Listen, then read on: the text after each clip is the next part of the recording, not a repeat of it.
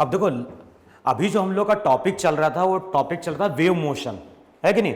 तो wave motion में हमने पहले पढ़ा था स्ट्रिंग वेव, बाद में हमने डिस्कस किया था साउंड वेव। अब जो नेक्स्ट हम पढ़ने वाले हैं वो पढ़ने वाले हैं यहां पे वेव ऑप्टिक्स, है कि नहीं। तो वेव का पार्ट पूरा हम लोग एक साथ डील कर रहे हैं। पहले स्ट्रिंग वेव थी, फिर हमारी साउंड वेव आई, अब हमारी क्या आ रही है, लाइट वेव या वेव ऑप्टिक्स आ रही है। तो देखो वहां पे हमने क्या डिफाइन किया था कि जब भी हम ऑप्टिक्स की बात करते थे, वहां पे रिजल्ट भी याद होगा, जब भी हम ऑप्टिक्स की बात करते थे तो ऑप्टिक्स क्या था, ऑप्टिक्स फिजिक्स की वो ब्रांच है जिसमें हम लाइट की क्या करते हैं, स्टडी करते हैं।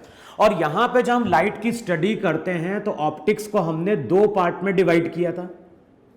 एक जो थी वो थी हमारी वेव ऑप्टिक्स, और दूसरी जो थी वो थी हमारी क्वांटम ऑप्टिक्स।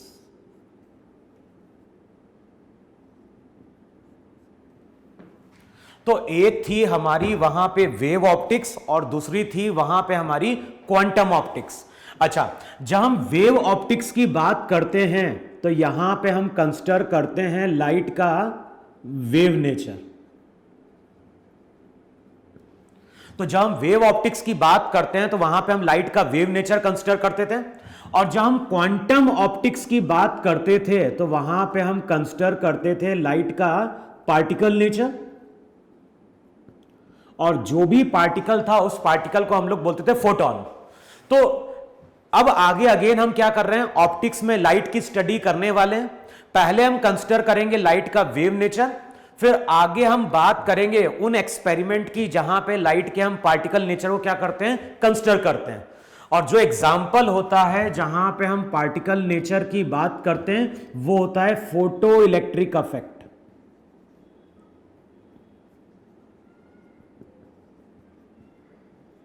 तो फोटो इलेक्ट्रिक इफेक्ट एक ऐसा एक्सपेरिमेंट था जिसको हम वेव थ्योरी से एक्सप्लेन नहीं कर पाए थे। तो वहां पे एक और थ्योरी आई थी और वहां पे हमने, या वहां पे आइंस्टीन ने लाइट के पार्टिकल नेचर की बात करी थी वहां पे।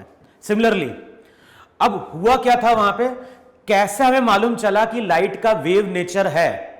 तो जब हम वेव नेचर की बात करते हैं तो उससे पहले ही इंटरफेरेंस फिनोमेना डिस्कवर हो चुका था। और इंटरफेरेंस में होता क्या है, इंटरफेरेंस में होता है जब किसी जगह टू या more than two waves meet करती है जिनकी फ्रीक्वेंसी सेम है। तो जब दो वेव्स एक साथ किसी पॉइंट पे मीट करती हैं तो उस पॉइंट पे वेव का सुपरपोजिशन होता है जिसके कारण इंटेंसिटी वहां पे चेंज हो जाती है। तो वहां पे कई जगह इंटेंसिटी मैक्सिमम हो जाती थी, कई जगह इंटेंसिटी मिनिमम हो जाती थी। तो ऐसा होता था इंटरफेरेंस में। अब लाइट के केस में भी क्या देखा गया, लाइट के केस में भी देखा गया कि मान लो यहां पे एक लाइट का बल्ब है, मान लो यहां पे भी एक बल्ब है और यहां पे भी लाइट का एक सोर्स बल्ब है, यहां पे मेरा बोर्ड है। अब सबसे पहले मैंने क्या किया, मैंने वो बल्ब को ऑन किया। जब वो वाले बल्ब को ऑन किया तो बल्ब की लाइट यहां पड़ी, और जैसे बल्ब की लाइट यहां पे पड़ी, बोर्ड का ये जो पॉइंट है वो हमारा क्या कर गया, ग्लो कर गया या इल्यूमिनेट कर गया। फिर अगले स्टेप में हमने वो बल्ब को ऑफ किया, फिर हमने वो वाले बल्ब को ऑन किया। जब वो वाले बल्ब को ऑन किया तो अगेन यहां पे लाइट पड़ी, और जैसी लाइट यहां पे पड़ी तो अगेन वो पॉइंट फिर से क्या कर गया, ग्लो कर गया या इल्यूमिनेट कर गया। तो हमने क्या किया, रूम में पहले एक बल्ब को ऑन किया तो ये पॉइंट ग्लो कर गया, फिर दूसरे बल्ब इसको ऑफ किया, उस बल्ब को ऑन किया तो ये पॉइंट ग्लो कर गया। अगले स्टेप में हमने क्या किया, दोनों बल्ब को एक साथ ऑन किया। जब दोनों सोर्स को हमने एक साथ ऑन किया तो उसकी लाइट भी यहां पहुंची, उसकी लाइट भी यहां पहुंची, और होना क्या था, होना था यहां पे कि लाइट प्लस लाइट, अगर एक बल्ब की लाइट आ रही है दूसरे बल्ब की लाइट आ रही है तो वहां पे क्या होना चाहिए, वो पॉइंट और ग्लो करना चाहिए। लेकिन हुआ क्या, इस बल्ब की लाइट आई, इस बल्ब की लाइट आई, और उसने वहां पे डार्क क्रिएट कर दिया। तो light plus light light plus light मिलके लाइट नहीं क्रिएट कर रही। अब क्या हो रहा है, इधर की लाइट आई, इधर की लाइट आई, और दोनों ने डार्क क्रिएट कर दिया। इसका मतलब यह हुआ कि जो दोनों सोर्स हैं वहां से जो लाइट आ रही है उस लाइट का वेव नेचर है। क्योंकि लाइट का अगर वेव नेचर होगा तो इसकी वेव आएगी, इसकी वेव आएगी, और दोनों वेव यहां पे मिलके डिस्ट्रक्टिव इंटरफेरेंस क्रिएट कर रहे हैं, जिसके कारण वहां पे क्या बन गया, डार्क बन गया। अगर कंस्ट्रक्टिव इंटरफेरेंस हो रहा होता तो वहां पे ब्राइट स्पॉट बन जाता। तो प्रैक्टिकली ये देखा गया कि इंटरफेरेंस वो फिनोमिना था जिसने प्रूव किया कि लाइट का वहां पे वेव नेचर है। देखो मैं क्या बोल रहा हूं, इससे पहले ये प्रूव हो चुका था कि जो वेव होती हैं, वेव वहां पे 3 एक्सपेरिमेंट प्रोड्यूस करती हैं, बीट्स, स्टैंडिंग वेव और इंटरफेरेंस। अगर इंटरफेरेंस हो रहा है तो इसका मतलब है कि वो वेव का सुपरपोजिशन है। यहां पे भी इंटरफेरेंस हुआ है, और यहां पे अगर इंटरफेरेंस हो रहा है तो इसका मतलब है कि लाइट ने अगर इंटरफेरेंस एक्सपेरिमेंट एग्जिबिट किया है, शो किया है, तो इसका मतलब है लाइट का वहां पे वेव नेचर है। तो कौन सा एग्जाम्पल है जो बताता है लाइट का वेव नेचर? तो एग्जाम्पल है वहां पे इंटरफेरेंस। तो इंटरफेरेंस वो फिनोमिना है जो लाइट का वेव नेचर बताता है।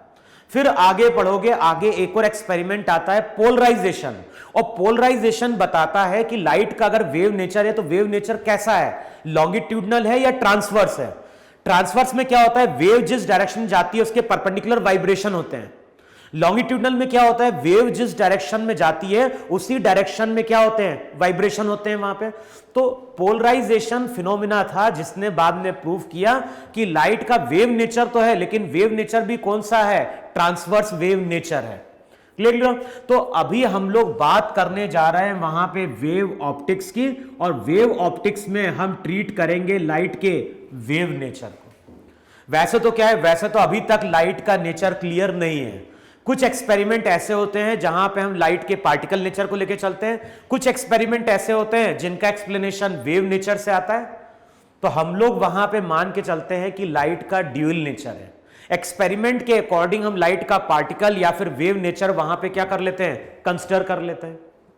अब देखो, जब हम बोलते हैं कि लाइट का वेव नेचर है, तो यहां पे भी बहुत सारी थ्योरी आई थी लाइट की वेव से रिलेटेड। पहली जो थ्योरी आई थी वो आई थी न्यूटन की कॉर्पस्कुलर थ्योरी।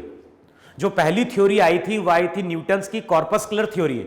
और न्यूटन ने क्या मान लिया था, न्यूटन ने मान लिया था कि जो भी मीडियम है, मीडियम, या उसने क्या मान लिया था, उसने वहां पे माना था पार्टिकल नेचर लेके चला था। यानी उसने क्या बोला वहां पे कि जो भी लाइट का सोर्स है, जो भी लाइट का सोर्स है वो यहां पे क्या कर रहा है, पार्टिकल क्या कर रहा है, एमिट कर रहा है। देखो मैं तुमसे क्या बोल रहा हूं कि वहां पे जब हम बात कर रहे हैं, एक मिनट रुको जरा,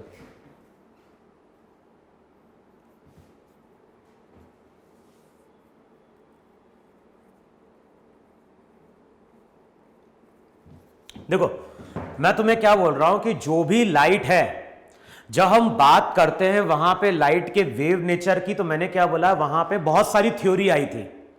पहली जो थ्योरी आई थी वो आई थी न्यूटन की कॉर्पस्कुलर थ्योरी। वहां पे उसने मीडियम के कुछ पार्टिकल की बात करी थी। मीडियम को उसने ईथर कुछ नाम दिया था वहां पे कि ईथर के पार्टिकल होते हैं। लेकिन जो मोस्ट एक्सपेरिमेंट जो एक्सप्लेन किए गए हैं, वो एक्सप्लेन किए गए हैं on the basis of Huygens theory.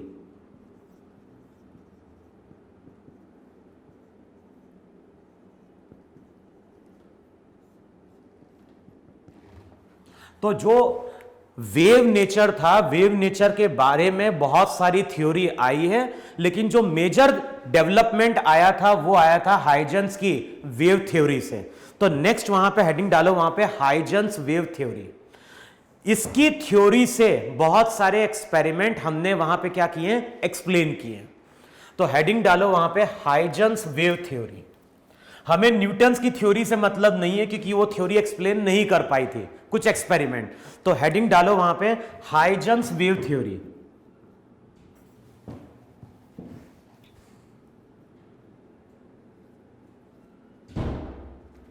Huygens wave theory.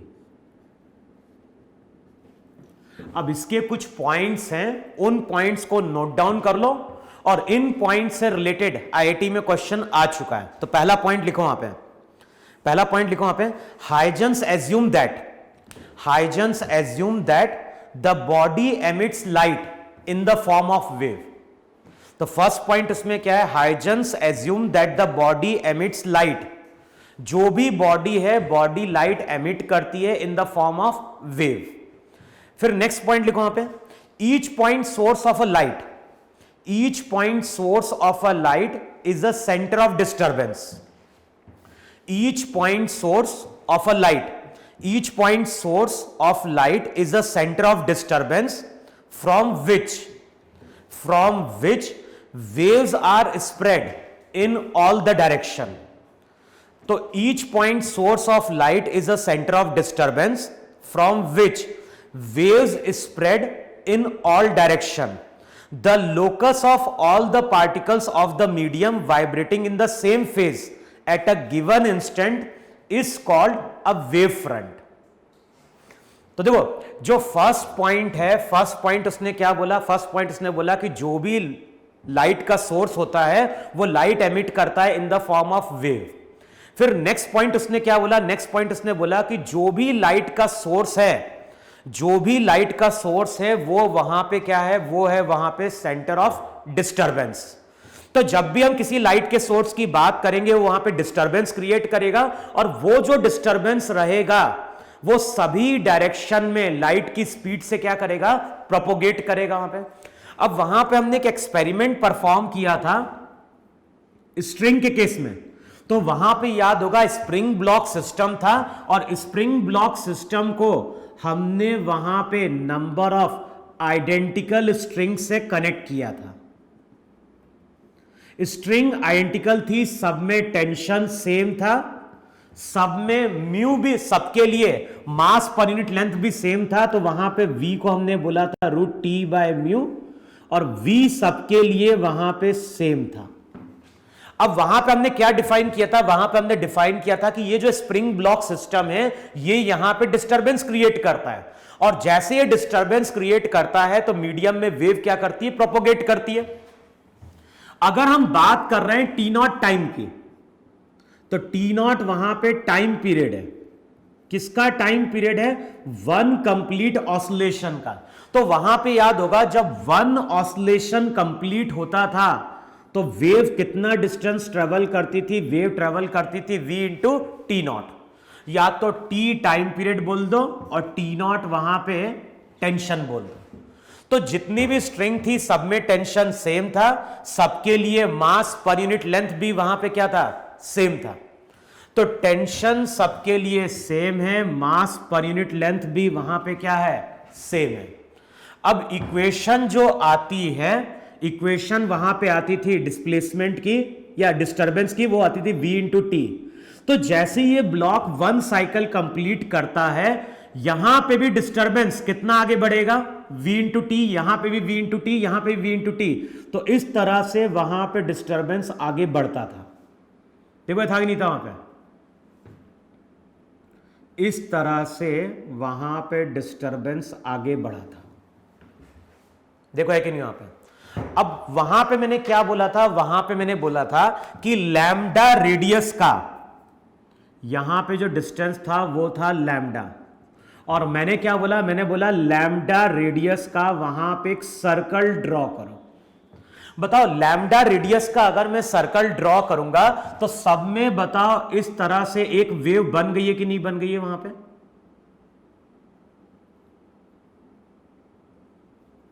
देखो है कि नहीं है वहां पे, सब में अगर एक वेव बन चुकी है, इसका मतलब है कि यहां पे मीडियम का पार्टिकल अब क्या हो रहा है, मीन से ऊपर उठने वाला है। यहां पे भी पार्टिकल मीन से ऊपर उठने वाला है। ध्यान रखना, ऊपर से हम डायग्राम देख रहे हैं, मैंने डायग्राम भले ही शो कर दिया है वेव का, लेकिन स्ट्रिंग में वेव ऐसे चल रही है वहां पे। तो यहां पे मीडियम का पार्टिकल मीन से ऊपर जाने वाला है, यहां पे मीन से ऊपर जाने वाला है, यहां पे भी पार्टिकल मीन से ऊपर जाने वाला है, क्योंकि फर्स्ट टाइम डिस्टर्बेंस यहां पहुंचा है। तो इसका मतलब है कि इस सर्कल पे जितने भी पार्टिकल हैं, सब पार्टिकल हमारे सेम फेज में, और जितने, देखो ये जो सर्कल हमने ड्रॉ किया है इस पे जितने भी पार्टिकल हैं सभी पार्टिकल सेम फेज में हैं, और इसको वहां पे हम वेव फ्रंट नाम देते हैं। तो जो सेकंड पॉइंट था each point source of a light is the centre of disturbance from which wave spreads in all direction. अगर सभी डायरेक्शन में वेव सेम स्पीड से जा रही है, अगर सभी डायरेक्शन में वेव, देखो मैं क्या बोल रहा हूं, सभी डायरेक्शन में वेव अगर सेम स्पीड से जा रही है तो टी टाइम बाद अगर हम देखेंगे तो सब पॉइंट पे फेज हमें कैसा मिलेगा, सेम मिलेगा।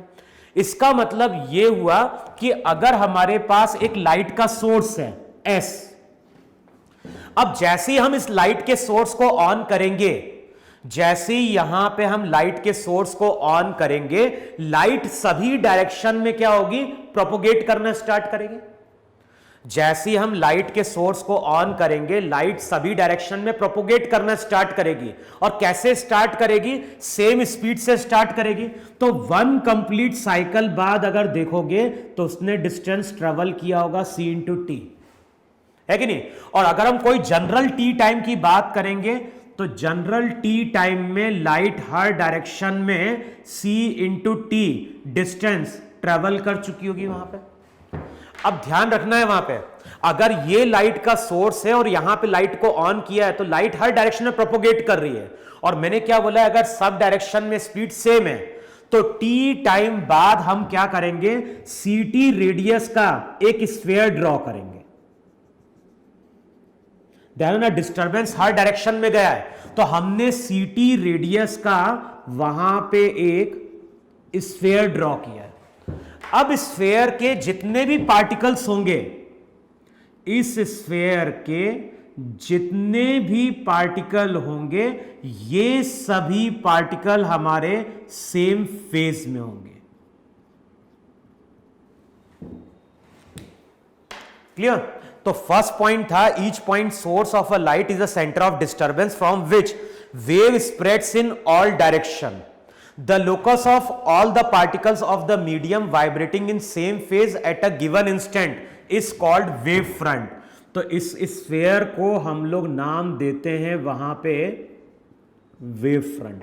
तो ध्यान रखना है, अगर पॉइंट सोर्स है, अगर पॉइंट सोर्स है तो वेव फ्रंट जो रहेंगे वो स्फेरिकल होंगे। यहां पे जो वेव फ्रंट था वो वेव फ्रंट वहां पे क्या था, सर्कुलर था। फिर नेक्स्ट पॉइंट लिखो आगे वहीं पे इसी पॉइंट में, the shape of wave front, the shape of wave front depends on, the shape of wave fronts depends on the source producing the wave and is usually spherical, cylindrical और plane as shown in figure. तो अब मैंने क्या बोला है, जो भी wave front है, वेव फ्रंट का शेप क्या होगा वो डिपेंड कर रहा है कि सोर्स कैसा है। अगर सोर्स पॉइंट है, यहां पे हम बात कर रहे हैं किसकी, पॉइंट सोर्स की।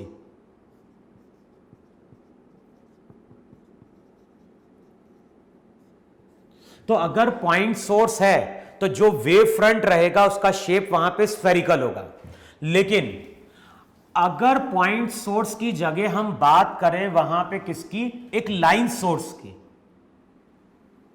यहां पे हम बात कर रहे हैं एक लाइन सोर्स की।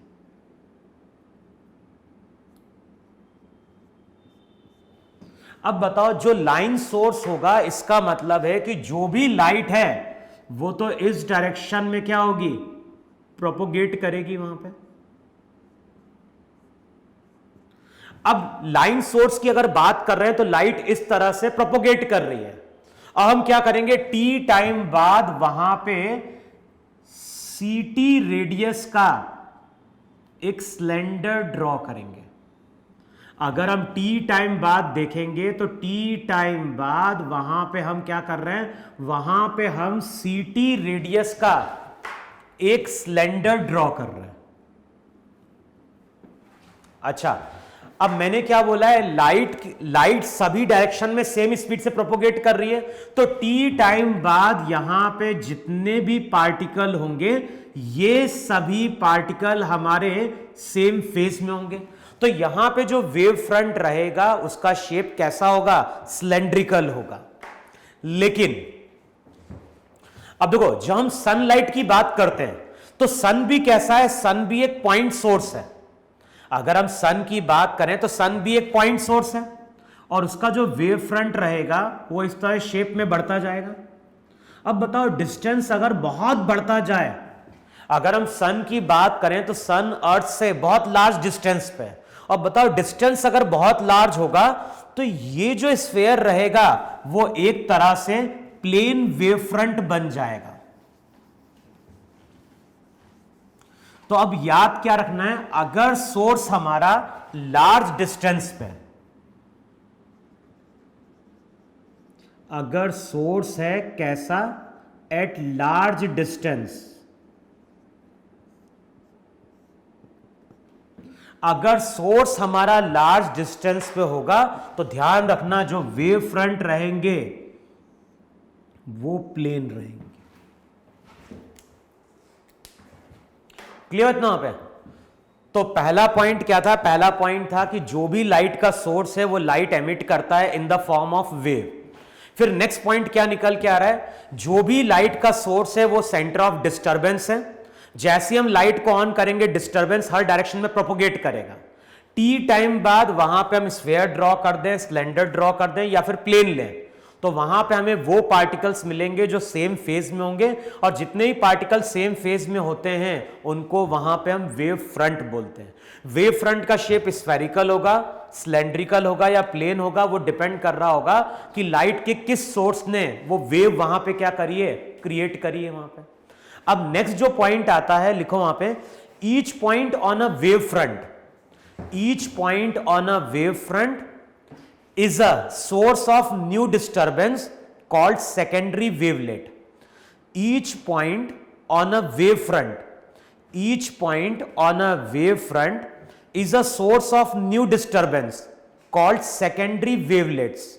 These wavelets are spherical and travel with speed of light in that medium. अब नेक्स्ट पॉइंट हम लोग क्या डिफाइन कर रहे हैं, नेक्स्ट पॉइंट डिफाइन कर रहे हैं कि जो वेव फ्रंट के पॉइंट्स होते हैं, ये जो वेव फ्रंट के पॉइंट्स होते हैं, अब ये यहां पे एक नए सोर्स की तरह वर्क करेंगे। ध्यान ना, यहां पे एक सिंगल सोर्स था। अब हाइजेंस की जो वेव थ्योरी है वो नेक्स्ट क्या डिफाइन करती है, नेक्स्ट पॉइंट डिफाइन करती है कि वेव फ्रंट्स के जितने भी पॉइंट्स होते हैं वो पॉइंट अब नए सोर्स की तरह क्या कर रहे हैं, बिहेव कर रहे हैं। अच्छा, अब ये अगर नए सोर्स की तरह बिहेव कर रहा है तो इससे भी लाइट क्या होगी, हर डायरेक्शन में प्रोपोगेट करेगी। इससे भी लाइट क्या होगी, हर डायरेक्शन में प्रोपोगेट कर रही होगी वहां पे। जैसे यहां पे है कि नहीं है, एक यहां पे लो, एक यहां पे लो।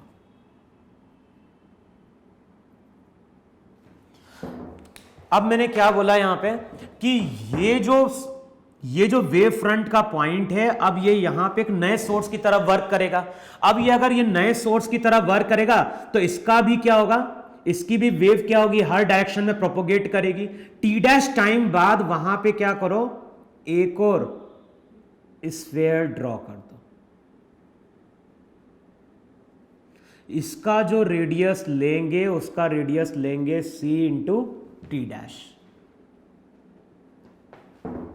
तो ये जितने भी यहां पे क्या हैं, पॉइंट्स हैं, वो अब नए सोर्स की तरह बिहेव करेंगे और टी डैश टाइम बाद इस तरह से वहां पे सी टी डैश रेडियस का एक और वेव फ्रंट बन रहा होगा।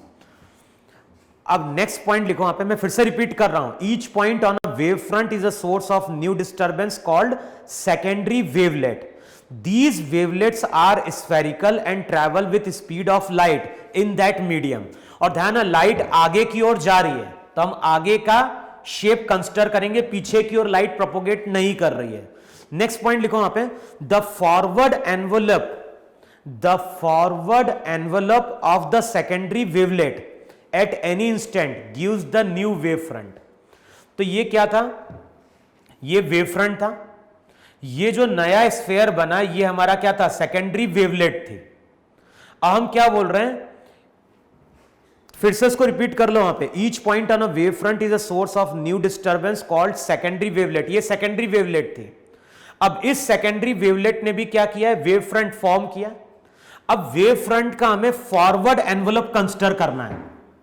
ये सब फॉरवर्ड एनवलप कंसिडर करो और इन सब फॉरवर्ड एनवेलप को अगर हम ज्वाइन करें तो ये हमारा कहलाता है सेकेंडरी वेव फ्रंट। तो नेक्स्ट पॉइंट क्या है? The forward envelope of the secondary wavelet at any instant gives the new wave front. तो ये हमारा न्यू वेव फ्रंट होगा। जैसे ये पहला वेव फ्रंट था, अब उसके बाद इसको हमने एक नए सोर्स की तरह ट्रीट किया। अब हम क्या करेंगे, इसके जितने भी फॉरवर्ड एनवेलप हो सबको ज्वाइन कर दो। सबको ज्वाइन करोगे तो हमें क्या होगा? नया वेव फ्रंट मिल रहा होगा। फिर अगले स्टेप में क्या होगा? ये जो वेव फ्रंट रहेंगे इसके भी पॉइंट्स नए सोर्स की तरह क्या करेंगे? वर्क करेंगे। अब जब ये नए सोर्स की तरह वर्क करेगा तो ये भी इस तरह से अब अपने वेव फ्रंट ड्रॉ कर रहा होगा। वहां पे बताइए इस तरह से वेव फ्रंट बना रहा है कि नहीं बना रहा है? फिर से हम क्या करेंगे, इसके फॉरवर्ड एनवेलप को ज्वाइन करेंगे और फॉरवर्ड एनवेलप को ज्वाइन करेंगे तो हमें अगला वेव फ्रंट मिल रहा होगा। तो अगर मुझे अगला वेव फ्रंट ड्रॉ करना है तो कैसे ड्रॉ करेंगे? जो वेव फ्रंट है उन पे सभी पॉइंट्स लो, फिर वो पॉइंट एक नए सोर्स की तरह बिहेव करेंगे, उनका वेव फ्रंट ड्रॉ करो। अब ये जो पॉइंट्स थे इनको हमने सेकेंडरी वेवलेट्स बोला है। अब जो भी इनका वेव फ्रंट बना उसके फॉरवर्ड एनवेलप को ज्वाइन करोगे तो वहां से हमें न्यू वेव फ्रंट मिल रहा होगा वहां पे। फिर नेक्स्ट पॉइंट जो है वो लिखो वहां पे, in a homogeneous medium, in a homogeneous medium the wave front is always perpendicular to the direction of wave propagation. In a homogeneous medium the wave front is always perpendicular to the direction of wave propagation. Hence a line drawn normal to the wave front gives the direction of propagation of a wave which is called ray. तो अब मैंने क्या बोला है? अब मैंने बोला है कि जो भी वेव फ्रंट है, जब भी हम वेव फ्रंट पे क्या करते हैं, परपेंडिकुलर या नॉर्मल ड्रॉ करते हैं तो नॉर्मल बताता है कि उस डायरेक्शन में वेव प्रोपोगेट कर रही है और जिस डायरेक्शन में वेव प्रोपोगेट करती है उसको हम रे बोलते हैं। तो अगर वेव फ्रंट मेरा कैसा है, अगर वेव फ्रंट हमारा स्फेरिकल है, अगर मान लो लाइट का सोर्स है, वेव फ्रंट हमारा कैसा है? स्फेरिकल है। तो लाइट कैसी होनी चाहिए? मैंने क्या बोला है? जो भी लाइट का डायरेक्शन होता है वो वेव फ्रंट पे नॉर्मल होता है। तो यहां पे अगर लाइट का सोर्स है तो वेव इस तरह से ट्रेवल कर रही होगी। बताओ वेव फ्रंट पे नॉर्मल है कि नहीं है वहां पे? तो जब भी हम वेव फ्रंट पे नॉर्मल ड्रॉ करेंगे तो ये बताएगा कि इस डायरेक्शन में वेव क्या कर रही है? ट्रेवल कर रही है कि नहीं? तो नेक्स्ट पॉइंट क्या बोला है? In a homogeneous medium the wave front is always perpendicular to the direction of wave propagation, hence a line drawn normal to the wave front gives the direction of wave propagation and it is called ray. अगर wave front मेरे parallel आ रहे हैं तो बताओ इस पे अगर परपेंडिकुलर ड्रॉ करोगे तो बताओ ये तुम्हारी वेव का डायरेक्शन होगा कि नहीं होगा? और जो वेव का डायरेक्शन होता है उसी को हम क्या बोलते हैं? रे बोलते हैं वहां पे। तो अगर कभी हमें रे दी हुई है तो हम रे के अकॉर्डिंग वेव फ्रंट को क्या कर सकते हैं? ड्रॉ कर सकते हैं। रिसेंटली अगर देखोगे तो आईआईटी में एक क्वेश्चन आ चुका है, वहां पे इंसिडेंट वेव फ्रंट दिखाता है, इंसिडेंट वेव फ्रंट दिखाता है और आफ्टर रिफ्लेक्शन या after refraction wave front draw करता है। पहले इंसिडेंट वेव फ्रंट दिखा दिया, उसके बाद रिफ्लेक्शन के बाद वेव फ्रंट दिखा दिया, या रिफ्रैक्शन के बाद वेव फ्रंट दिखा दिया। फिर वो पूछता है कि ऑब्जेक्ट क्या है? कॉनकेव मिरर है, कॉन्वेक्स मिरर है, कॉनकेव लेंस है, कॉन्वेक्स लेंस है। तो वो क्वेश्चन हम लोग बाद में क्या करेंगे? डिस्कस करेंगे। लेकिन मैं क्या बोल रहा हूं कि ये जो हाइजेंस की वेव थ्योरी है, मोस्टली यही थ्योरी है जिससे हम क्या करते हैं? रिफ्लेक्शन, रिफ्रैक्शन, इंटरफेरेंस, इनको हम क्या करते हैं? एक्सप्लेन करते हैं। मेन जो पॉइंट है वो क्या ध्यान रखना है? हर लाइट का जो सोर्स होता है वो एक डिस्टरबेंस की तरह बिहेव कर रहा है, वो यहां पे डिस्टरबेंस क्रिएट करेगा। डिस्टरबेंस अगर सभी डायरेक्शन में सेम स्पीड से ट्रेवल कर रहे हैं तो वहां पे हम क्या करेंगे? टी टाइम बाद एक स्फीयर ड्रॉ करेंगे, सभी पार्टिकल सेम फेज में होंगे। अब ये जो पार्टिकल हैं या ये जो पॉइंट हैं, अब ये यहां पे लाइट के नए सोर्स की तरह बिहेव करेंगे। फिर ये यहां पे अपना वेव फ्रंट ड्रॉ करेंगे। अब जो भी वेव फ्रंट बना है उनके फॉरवर्ड एनवेलप को ज्वाइन कर दो, तो यहां से हमें न्यू वेव फ्रंट मिल जाता है। फिर नेक्स्ट मैंने क्या बोला है, जब भी हम वेव फ्रंट पे परपेंडिकुलर ड्रॉ करेंगे तो वो हमारी रे होगी। रे का मतलब क्या है कि लाइट इस डायरेक्शन में वहां पे क्या कर रही है, प्रोपोगेट कर रही है। क्लियर वहां पे। फिर देखो वहां पे, अब जो वेव थ्योरी है, वेव थ्योरी में मेनली हम किस एक्सपेरिमेंट की बात करने जा रहे हैं, हम एक्सपेरिमेंट की बात करने जा रहे हैं इंटरफेरेंस की। अच्छा, अब यह ध्यान रखना है कि इंटरफेरेंस की थ्योरी अभी रिसेंटली 8-10 लेक्चर पहले मैंने क्या करी थी, दी थी वहां पे। तो जो पीछे का वीडियो लेक्चर है इंटरफेरेंस का, उसको एक बार देख लो कि इंटरफेरेंस में मैंने एक्सप्लेनेशन क्या दिया था, है कि नहीं। तो जो इंटरफेरेंस की थ्योरी है वो हम फिर से रिपीट करने नहीं जा रहे हैं। अब हम वेव ऑप्टिक्स में जो एक्सपेरिमेंट पढ़ने जा रहे हैं उस एक्सपेरिमेंट को हम बोलते हैं YDSC, और इससे IIT में क्वेश्चन हर साल आता है। एक आध साल अगर मिस कर जाओ, लेकिन मोस्टली ये टॉपिक बहुत इंपॉर्टेंट है, इससे बोर्ड में भी आता है और इससे IIT में भी क्वेश्चन आ चुका है। तो हम जो टॉपिक पढ़ने जा रहे हैं उसको हम बोलते हैं YDSC, और जो YDSC है उसको हम बोलते हैं यंग्स डबल स्लिट एक्सपेरिमेंट। तो ये जो एक्सपेरिमेंट है इसको हम बोलते हैं यंग्स डबल स्लिट एक्सपेरिमेंट। अब जो एक्सपेरिमेंट परफॉर्म किया गया था यंग्स ने, उसने क्या किया था, उसने सनलाइट के सामने इस तरह से एक कार्डबोर्ड लाके प्लेस किया। सनलाइट के सामने उसने इस तरह से कार्डबोर्ड लाके प्लेस किया, और जो भी कार्डबोर्ड है उसमें उसने इस तरह से 2 स्लिट क्रिएट करी थी। स्लिट का मतलब ओपनिंग। और जो भी सनलाइट है,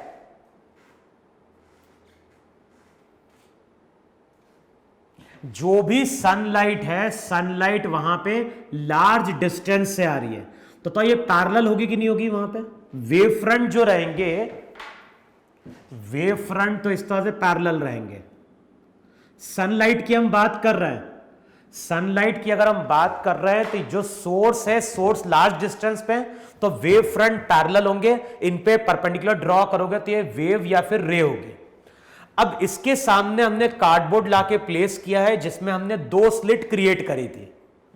अब जो भी लाइट है वो लाइट यहां पे क्या करती है, लाइट वेव इस स्लिट में एंटर करती है वहां पे। फिर इसके बाद इसको हमने ऑब्जर्व किया स्क्रीन पे।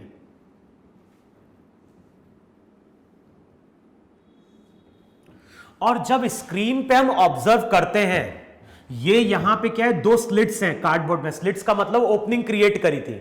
जो भी उसने ओपनिंग क्रिएट करी थी, ओपनिंग उसने क्रिएट करी थी रेक्टेंगुलर। यहां पे जब वो स्क्रीन पे देखता है तो मिड में उसको एक ब्राइट दिखाई देता है, ब्राइट लाइन दिखाई देती है मिड में। तो यहां पे दिखाई देता है ब्राइट या वाइट स्पॉट। यहां पे उसे व्हाइट लाइट दिखाई दी, लेकिन इसके जब वो ऊपर गया तो उसको डार्क दिखाई दिया।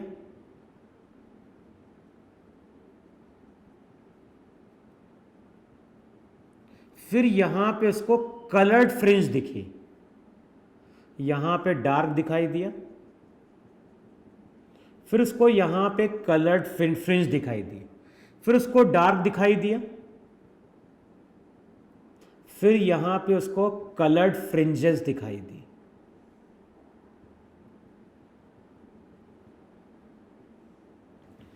तो जब एक्सपेरिमेंट हमने परफॉर्म किया यंग डबल स्लिट का, तो जो एक्सपेरिमेंट परफॉर्म किया गया था वो व्हाइट लाइट से परफॉर्म किया गया था। और ऑब्जर्व क्या किया उसने, ऑब्जर्व किया कि जब ये व्हाइट लाइट इस ओपनिंग से पास करती है, जब ये व्हाइट लाइट इस ओपनिंग से पास करती है और लाइट किस पे पड़ती है, स्क्रीन पे पड़ती है, तो स्क्रीन का जो बीच का पार्ट होता है वहां पे तो व्हाइट स्पॉट है, लेकिन उसके बाद हमें क्या दिखाई देती है, डार्क, और फिर कलर्ड फ्रिंजेस दिखाई देती है। कुछ थोड़ा डार्क दिखाई देता है, फिर कुछ कलर्ड फ्रिंजेस दिखाई देती है। तो यहां पे उसको पूरा व्हाइट नहीं दिखाई दिया, उसको यहां पे बीच वाला पार्ट व्हाइट दिखाई दिया और साथ में उसको कलर्ड फ्रिंजेस दिखाई दी।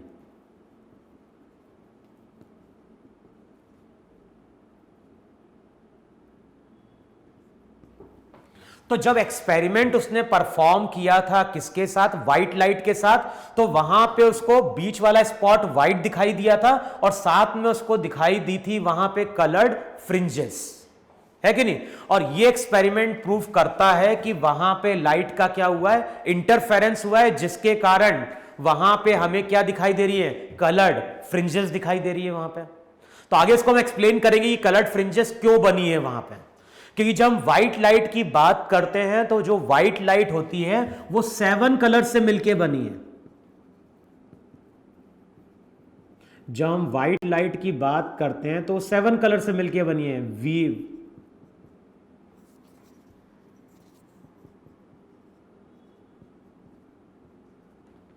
देखो यही कि नहीं वहां पे 7 colours, violet, indigo, blue, green, yellow, orange, red. अब बताओ इन सबकी वेवलेंथ अलग अलग है कि नहीं है। और हमें मालूम है रेड की वेवलेंथ सबसे ज्यादा होती है, सबसे कम क्या होती है, वॉयलेट की होती है। तो आगे हम उसको एक्सप्लेन करेंगे कि हमें कलर्ड फ्रिंजेस क्यों दिखाई दे रही हैं। कलर्ड फ्रिंजेस दिखाई दे रही है इसका मतलब है किसी का वहां पे क्या हो रहा है, कंस्ट्रक्टिव हुआ है, किसी का वहां पे क्या हो रहा है, डिस्ट्रक्टिव हुआ है वहां पे। तो आगे हम डिस्कस करेंगे कि वहां पे हमें कलर्ड फ्रिंजेस क्यों दिख रही हैं। लेकिन अगर कलर्ड फ्रिंजेस दिख रही हैं इसका मतलब है कि यहां पे लाइट का इंटरफेरेंस हुआ है, और लाइट का अगर इंटरफेरेंस हुआ है तो ये एक्सपेरिमेंट प्रूव कर रहा है कि लाइट का वहां पे क्या है, वेव नेचर है। तो ये मैं आगे एक्सप्लेन करूंगा कि कलर्ड फ्रिंजेस क्यों दिखाई दी। लेकिन बाद में यही एक्सपेरिमेंट परफॉर्म किया गया लैब में मोनोक्रोमेटिक लाइट से।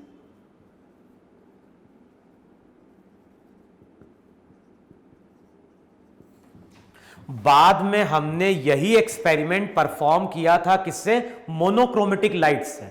और जब हम मोनोक्रोमेटिक लाइट से एक्सपेरिमेंट परफॉर्म करते हैं तो यहां पे हमें कलर्ड फ्रिंजेस नहीं मिलती हैं, फिर हमें दिखाई देती है वहां पे alternate dark and bright bands. अब यहां पे हमें क्या दिखाई दे रहा है, यहां पे हमें दिखाई देता है ब्राइट, हमें दिखाई देता है ब्राइट और डार्क बैंड्स।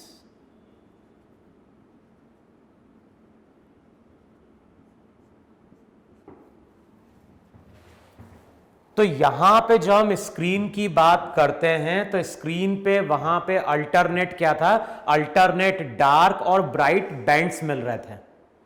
तो व्हाइट लाइट से एक्सपेरिमेंट परफॉर्म किया तो कलर्ड फ्रिंजेस मिली, लेकिन जब हमने मोनोक्रोमेटिक लाइट से एक्सपेरिमेंट परफॉर्म किया तो वहां पे हमें ब्राइट और डार्क बैंड्स मिले, है कि नहीं।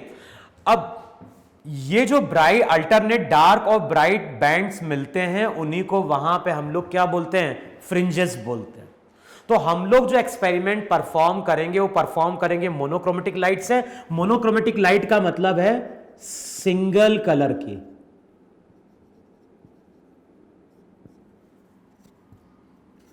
तो यहां पे हम लोग यूज कर रहे हैं सिंगल कलर लाइट, और सिंगल कलर लाइट के लिए हम यूज करते हैं सोडियम लैंप। तो सोडियम लैंप वहां पे एक सोर्स है जो वहां पे मोनोक्रोमेटिक लाइट प्रोड्यूस करता है। तो जब मोनोक्रोमेटिक लाइट यूज करते हैं तो वहां पे हमें अल्टरनेट डार्क और ब्राइट बैंड्स मिलते हैं जिनको हमने नाम दिया वहां पे फ्रिंजेस।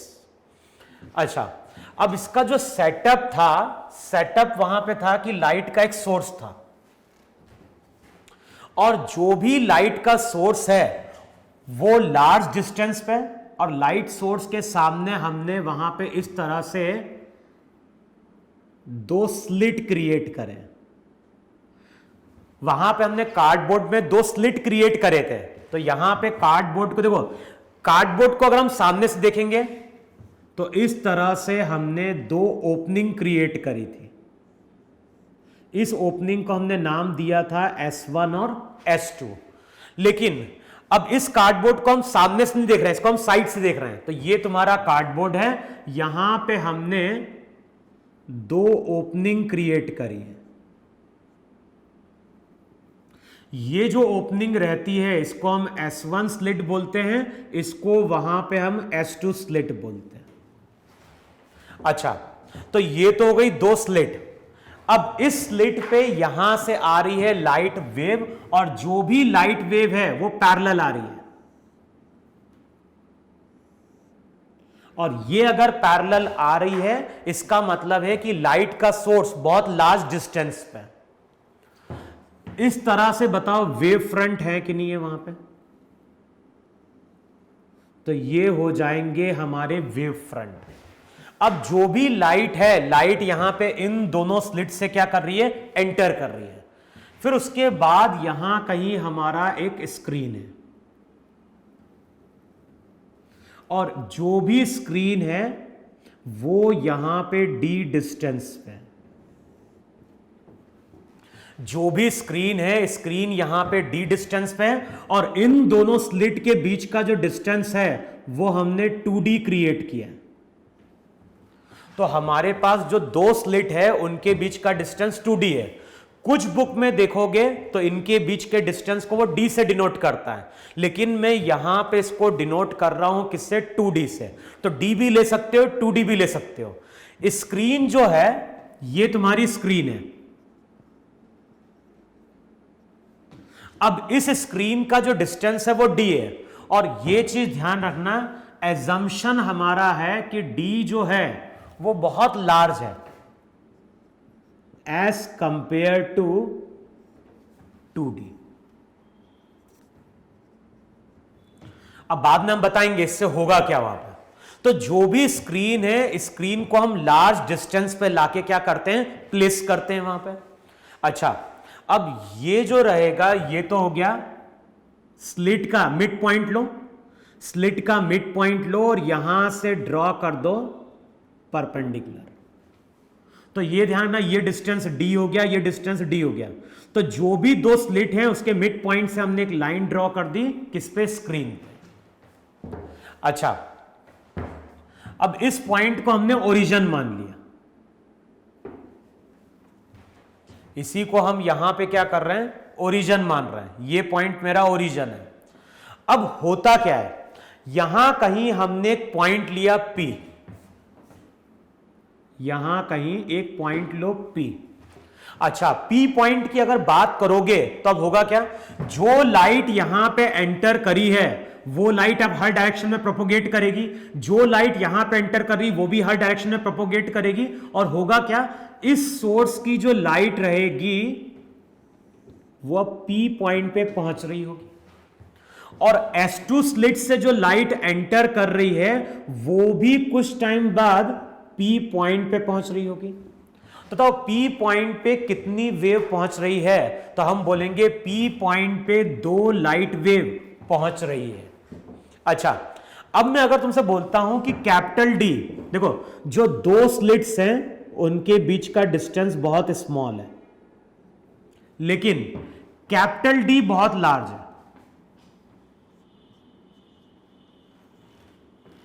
अब यहां कहीं एक पॉइंट लो, ये तुम्हारी दो स्लिट है, इनके बीच का डिस्टेंस बहुत स्मॉल है, यहां कहीं तुम्हारा पॉइंट P है। बताओ इस P पॉइंट पे अगर वेव जाएगी तो एक ऐसे जाएगी, फिर एक ऐसे मीट करेगी वहां पे।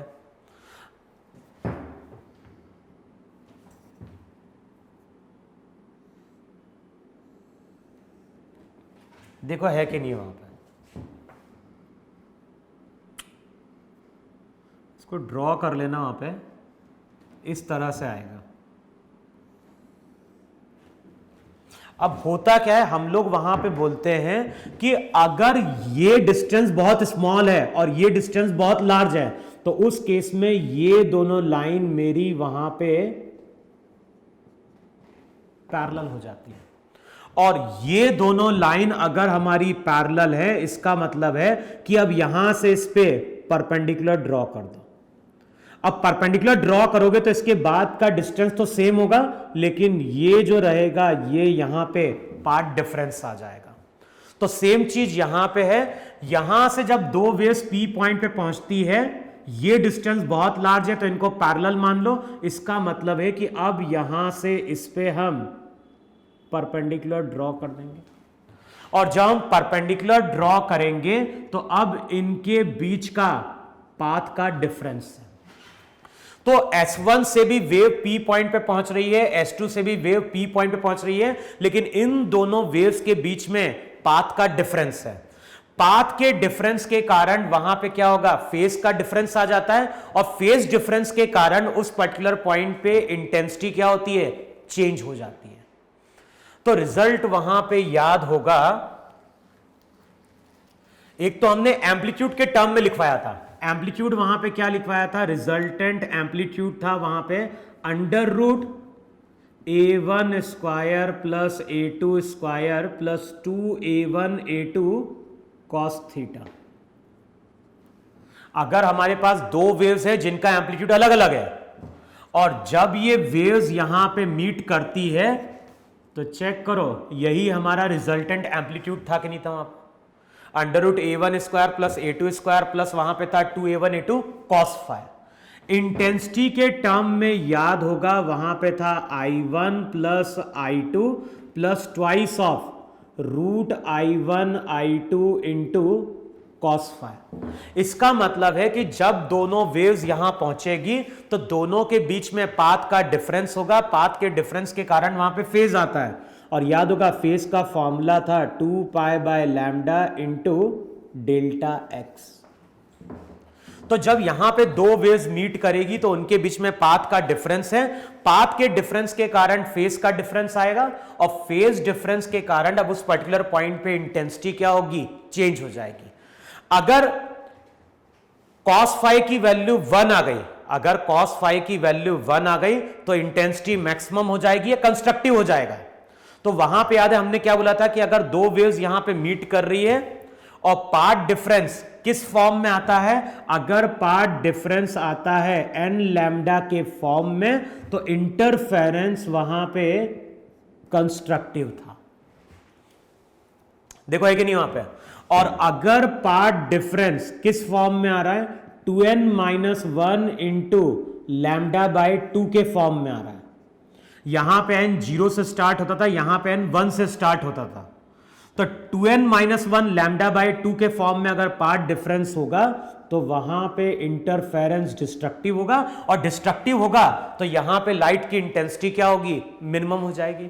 तो स्क्रीन पे अगर मैंने P पॉइंट लिया है तो इस पॉइंट पे या तो इंटेंसिटी मैक्सिमम होगी या फिर इंटेंसिटी मिनिमम होगी, लेकिन कोई जरूरी नहीं कि इंटेंसिटी मैक्सिमम या मिनिमम हो सकता है इंटेंसिटी उनके बीच में भी हो। वो डिपेंड कर रहा है कि यहां पे इंटरफेरेंस कैसा हुआ। अगर यहां पे इंटरफेरेंस कंस्ट्रक्टिव होगा तो ब्राइट स्पॉट मिलेगा, डिस्ट्रक्टिव होगा तो वहां पे डार्क मिल जाएगा। तो अगर हमें अल्टरनेट ब्राइट और डार्क मिल रहा है, इसका मतलब है कि जहां पे डार्क हो रहा है वहां पे डिस्ट्रक्टिव हुआ, जहां पे ब्राइट मिल रहा है इसका मतलब है कि वहां पे इंटरफेरेंस क्या हुआ, कंस्ट्रक्टिव हुआ वहां पे। अच्छा, अब रिजल्ट को हम क्या करने जा रहे हैं, डिराइव करने जा रहे हैं। वहां पे पहले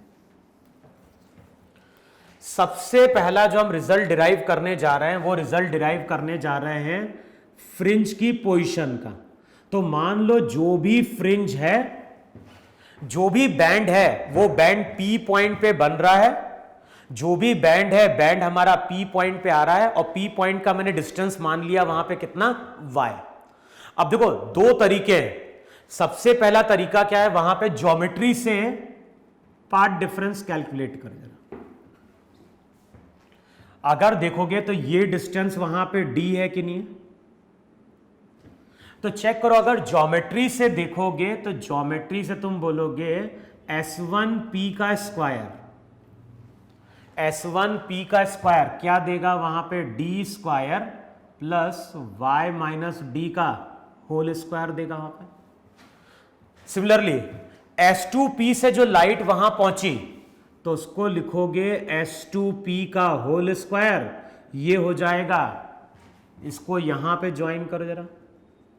अब ये भी डिस्टेंस d है तो ये हो जाएगा d square plus y plus D का होल स्क्वायर, ये हो जाएगी इक्वेशन 2। अच्छा, अब अगले स्टेप में हमें क्या करना है, अगले स्टेप में हमें इन दोनों को वहां पे सब्ट्रैक्ट करना है। बेसिकली हम क्या कर रहे हैं, पाथ डिफरेंस से y को रिलेट करने की कोशिश कर रहे हैं। अब दोनों को सब्ट्रैक्ट करोगे तो इक्वेशन बनेगी वहां पे S2P का स्क्वायर माइनस S1P का स्क्वायर।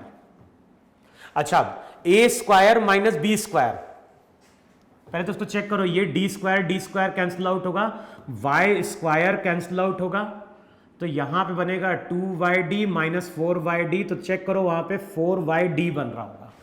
दोनों को सब्ट्रैक्ट करो यार इक्वेशन को, अगर यहां पे सब्ट्रैक्ट करोगे तो ये टर्म कैंसिल आउट होगी, वाई स्क्वायर कैंसिल आउट होगा, डी स्क्वायर कैंसिल आउट होगा, बचेगा 4yd, और A square minus B square, इसको अब तुम क्या लिखोगे, S2p minus S1p into S2p plus S1p, S2p minus S1p, S2p plus S1p equals to 4yd के बराबर वहां पर।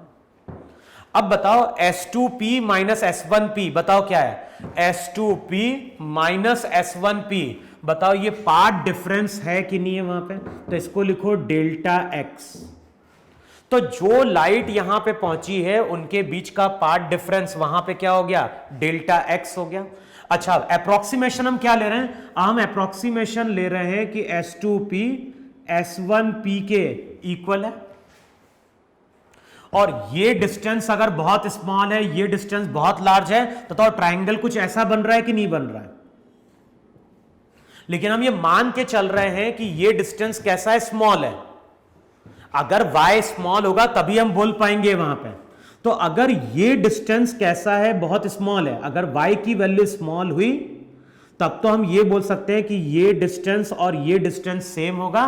तो S2p और S1p को अप्रोक्सीमेटली हमने कैपिटल D मान लिया। हमेशा ये रिजल्ट ट्रू नहीं होगा। ये रिजल्ट कब ट्रू होगा, ये रिजल्ट ट्रू होगा जब ये स्मॉल होगा, और ये स्मॉल तभी होगा जब इस लाइन का एंगल कैसा होगा, स्मॉल होगा।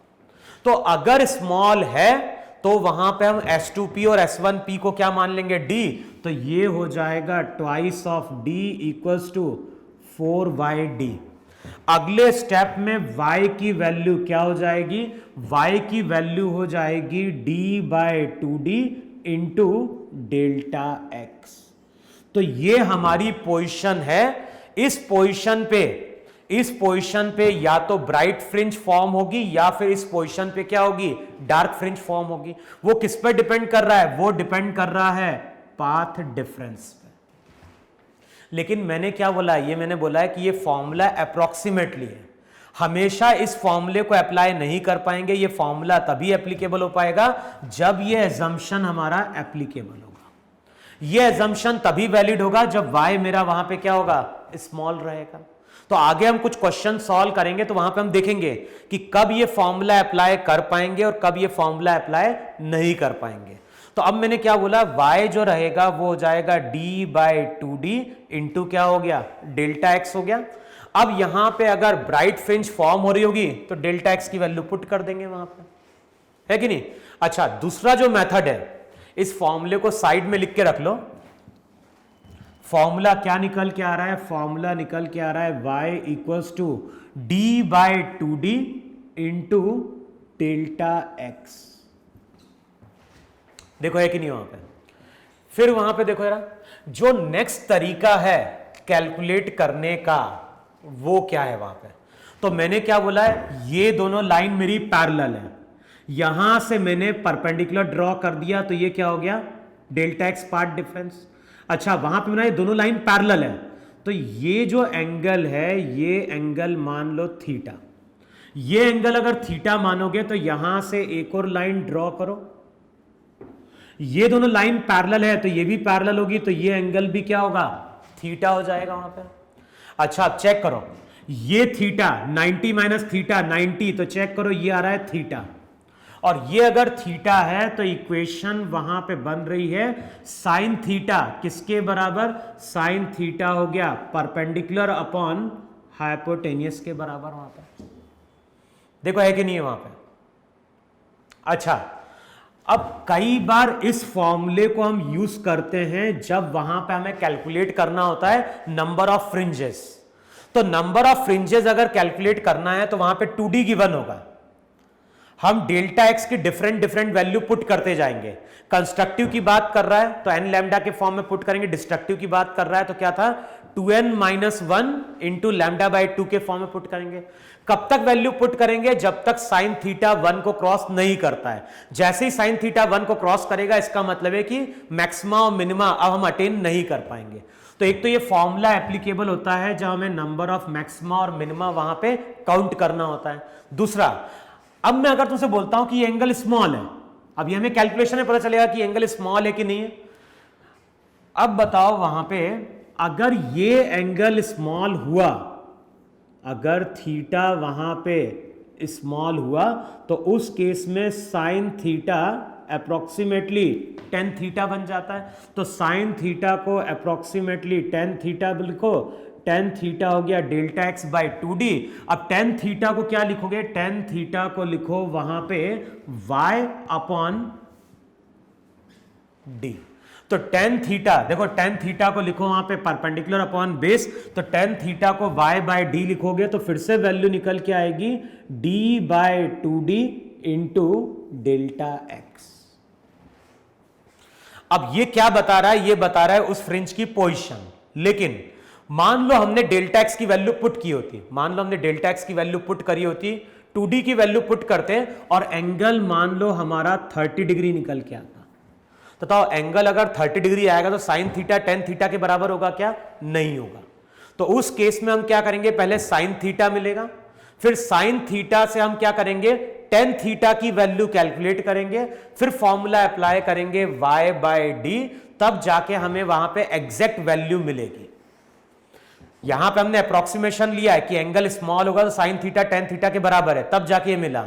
अगर एंगल स्मॉल नहीं होगा तो मैंने क्या बोला? थीटा से टेन थीटा की वैल्यू कैलकुलेट करो पहले, और फिर टेन थीटा को लिखो y बाय डी, तो वहां पे हमें उस फ्रिंज की क्या मिल जाएगी? पोजीशन मिल जाएगी वहां पे। तो फॉर्मूला ये भी है, फॉर्मूला ये भी है, डिराइव कर सकते हैं दोनों तरीके से, लेकिन अप्रोक्सीमेशन हमने यूज किया है तो वो ध्यान रखना है वहां पे। तो जब लेक्चर्स अगले जब हम न्यूमेरिकल सॉल्व करेंगे लेक्चर में, तो वहां पे हम डिस्कस करेंगे कि ये फॉर्मूला कभी एप्लीकेबल होगा और ये फॉर्मूला कब एप्लीकेबल नहीं होगा वहां पे। अच्छा, अब अगले स्टेप में तुम देखो, जो रिजल्ट निकल के आया है, रिजल्ट तुम्हारा निकल के आया है y equals to D by 2d into delta X. अब मैंने क्या बोला है? मैंने बोला है कि जब हम स्क्रीन पे देखते हैं, जब हम स्क्रीन पे देखते हैं तो स्क्रीन पे हमें क्या दिखाई देता है? स्क्रीन पे हमें दिखाई देता है बीच में ब्राइट, और जो बीच वाला ब्राइट रहता है इसको हम बोलते हैं सेंट्रल मैक्सिमा। और ध्यान ना, इस केस में यहां पे सेंट्रल मैक्सिमा बनेगा। अब कैसे बनेगा आगे डिस्कस करूंगा। अब स्क्रीन पे क्या हो रहा है? स्क्रीन पे ब्राइट स्पॉट मिल रहा है, फिर हमें क्या मिल रहा है? फिर हमें मिल रहा है डार्क, फिर ब्राइट, फिर डार्क, फिर वहां पे ब्राइट, फिर वहां पे डार्क, यहां पे ब्राइट,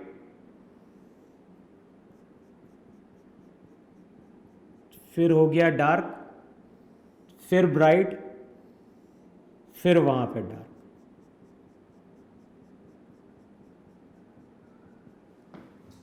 तो होता क्या है? जो भी स्क्रीन है, जब स्क्रीन पे हम देखते हैं तो स्क्रीन पे हमें अल्टरनेट ब्राइट और डार्क क्या मिल रही है? फ्रिंजेस मिल रही है। अब कैलकुलेशन कैसे किया जाता है? जो बीच वाला रहता है इसको हम सेंट्रल मैक्सिमा बोलते हैं। सेंट्रल मैक्सिमा के ऊपर जो आता है इसको हम बोलते हैं फर्स्ट डार्क। इसको हम फर्स्ट डार्क भी बोलते हैं या फिर इसको हम फर्स्ट मिनिमा भी बोलते हैं। फर्स्ट डार्क अगर ऊपर मिलेगा तो ध्यान रखना है फर्स्ट डार्क नीचे भी मिलेगा, क्योंकि जैसा पार्ट डिफरेंस ऊपर मिलेगा वैसा ही पार्ट डिफरेंस वहां पे क्या होगा? नीचे मिल जाएगा वहां पे। अच्छा, अब इसके ऊपर जो आता है इसको हम बोलते हैं फर्स्ट मैक्सिमा।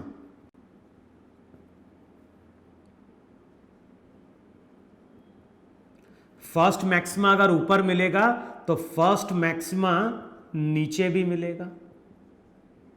तो कैलकुलेशन कैसा है? Central maxima, first dark, first maxima, फिर इसको हम बोलेंगे सेकंड डार्क,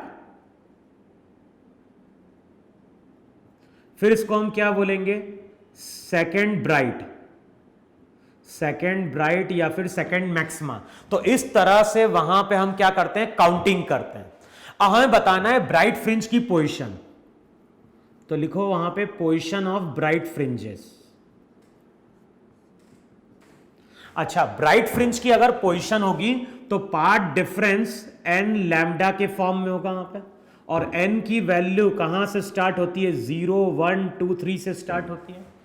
अब पहली वैल्यू पुट करो, एन की value 0, delta x 0, delta x 0 तो y भी 0, और ध्यान रखना है जिस जगह पार्ट डिफरेंस 0 होता है उसको हम सेंट्रल मैक्सिमा बोलते हैं। जिस जगह पार्ट डिफरेंस 0 होगा वो हमारा सेंट्रल मैक्सिमा होगा। तो इस जगह n की वैल्यू 0, डेल्टा एक्स 0, y की वैल्यू 0, और y यहां पे 0 आ रहा है कि नहीं आ रहा है। तो लाइट रेज अगर पैरेलल आएगी तो जो परपेंडिकुलर बाइसेक्टर होगा वहां पे हमेशा क्या होगा, सेंट्रल मैक्सिमा फॉर्म होगा। अच्छा, अब n की वैल्यू 1, तो डेल्टा एक्स लैम्डा ये हो जाएगी फर्स्ट ब्राइट फ्रिंज की पोजीशन, और फर्स्ट ब्राइट फ्रिंज की पोजीशन हो जाएगी d/2d इंटू लैम्डा, ये हो गया फर्स्ट ब्राइट।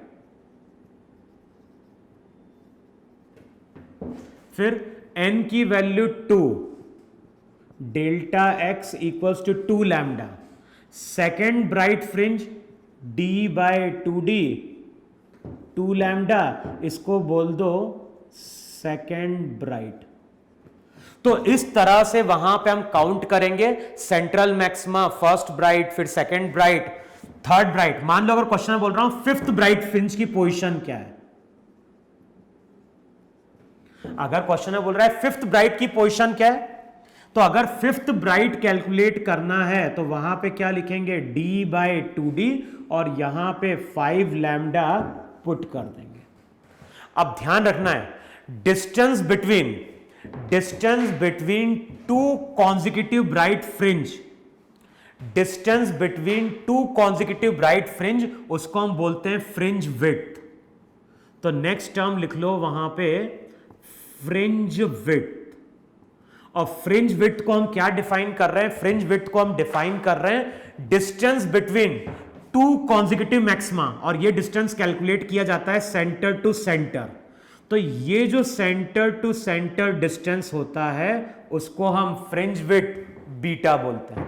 तो ये जो फ्रिंज विड्थ आएगी बीटा, उसका फॉर्मूला क्या हो जाएगा, तो जो भी फ्रिंज विड्थ होगी distance between two consecutive maxima, तो ये हो जाएगा d/2d इंटू लैम्डा। अब ध्यान ना, हमने डिस्टेंस लिया है 2d, तो यहां 2d है। कुछ बुक में देखोगे d/d इंटू लैम्डा करता है, तो वहां पे ये डिस्टेंस को स्मॉल d लेता है। तो हमें ध्यान रखना है फ्रिंज विड्थ का फॉर्मूला आ रहा है लैम्डा d/2d, और 2d वहां पे क्या है, डिस्टेंस बिटवीन टू स्लिट्स या डिस्टेंस बिटवीन टू ओपनिंग से वहां पे। अच्छा, अब यहां पे तो हम बात करते हैं ब्राइट फ्रिंज की। अब क्वेश्चन में कई बार बोलता है कि डार्क फ्रिंज की पोजीशन क्या है। अगर डार्क फ्रिंज की पोजीशन की बात कर रहा है तो अब हमें किस फॉर्म में चलना है, तो जो भी पार्ट डिफरेंस रहेगा वो चलेगा किस फॉर्म में, 2n-1 इंटू λ/2 के फॉर्म में, और n की वैल्यू 1 2 3 से स्टार्ट होती है। n इक्वल्स टू 0 यहां पे नहीं होगा, क्योंकि n इक्वल्स 0 का मतलब होता है सेंट्रल। तो सेंट्रल ब्राइट फ्रिंज होती है, सेंट्रल डार्क कुछ नहीं होता है, डार्क हमेशा फर्स्ट से स्टार्ट होगा। तो पहली वैल्यू n की value 1 delta x λ/2, delta x λ/2, तो फॉर्मूला हो जाएगा d/2d इंटू λ/2, ये हो जाएगा फर्स्ट डार्क। अच्छा, क्वेश्चन में बोल रहा है सेकेंड डार्क की पोजीशन क्या है, तो सेकेंड डार्क के लिए n की वैल्यू 2, n की वैल्यू 2, तो ये हो जाएगा 3 λ/2, तो ये हो जाएगा d/2d 3 λ/2। तो इस तरह से वहां पे हम डार्क फ्रिंज की पोजीशन क्या कर लेंगे, कैलकुलेट कर लेंगे। क्वेश्चन में अगर बोल रहा है सिक्स्थ डार्क, तो 6th डार्क का मतलब है n की value 6, delta x 6 to the 12 -1, तो 11 लैम्डा बाय 2, y6 हो जाएगा d/2d इंटू 11 लैम्डा बाय 2। तो इस तरह से हम डार्क या ब्राइट फ्रिंज की पोजीशन क्या कर सकते हैं, कैलकुलेट कर सकते हैं। फिर से देखो, distance between two consecutive dark fringe या फिर distance between two consecutive maxima. Bright को हम मैक्सिमा बोलते हैं, डार्क को मिनिमा बोलते हैं। तो फ्रिंज विड्थ को हम क्या डिफाइन करते हैं, फ्रिंज विड्थ को हम डिफाइन करते हैं distance between two consecutive maxima या फिर distance between two consecutive minima. तो जो दो कॉन्जिक्यूटिव मिनिमा होते हैं उनके बीच का डिस्टेंस भी फ्रिंज विड्थ कहलाता है। फिर से चेक करो, दोनों को सब्ट्रैक्ट करोगे d/2d, यहां पे लैम्डा, तो ये हो जाएगी तुम्हारी फ्रिंज विड्थ। और ध्यान ना, फ्रिंज विड्थ किस पे डिपेंड कर रही है, फ्रिंज विड्थ डिपेंड कर रही है वेवलेंथ पे, स्क्रीन के डिस्टेंस पे और स्लिट के डिस्टेंस पे। इनमें से कोई भी चीज चेंज होगी तो फ्रिंज विड्थ वहां पे चेंज हो जाती है। कई बार क्वेश्चन में बोलता है कि ये जो पूरा सेटअप है, इस पूरे सेटअप को हम लिक्विड में लेके चले गए। बताओ, अगर हम पूरे सेटअप को लिक्विड में लेके जाएंगे तो क्या चीज चेंज होगी, ये जो वेवलेंथ है, ये वेवलेंथ तो एयर में है। अब क्या होगा, लाइट का सोर्स चला गया मीडियम में, तो हमें मालूम है फ्रीक्वेंसी जो रहती है वो सेम रहती है। फॉर्मूला क्या होता है, v = f लैम्डा, वहां पे देखो है कि नहीं वहां पे। तो अगर हम सेटअप को किस में लेके चले जाएं, लिक्विड में लेके चले जाएं, तो मैंने क्या बोला है, फ्रीक्वेंसी तो सेम रहती है लेकिन लाइट की स्पीड चेंज होगी तो वेवलेंथ चेंज होगी। तो यहां पे फ्रिंज विड्थ जो रहेगी वो चेंज हो जाएगी।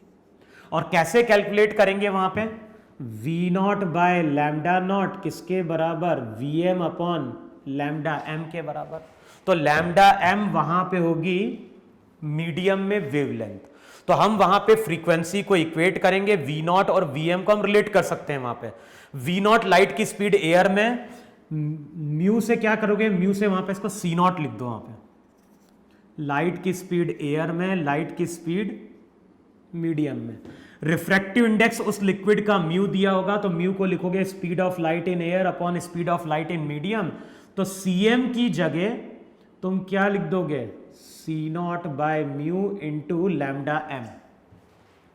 cm की जगह लिख दो c0/μ, c0 कैंसल आउट होगा और लैम्डा m,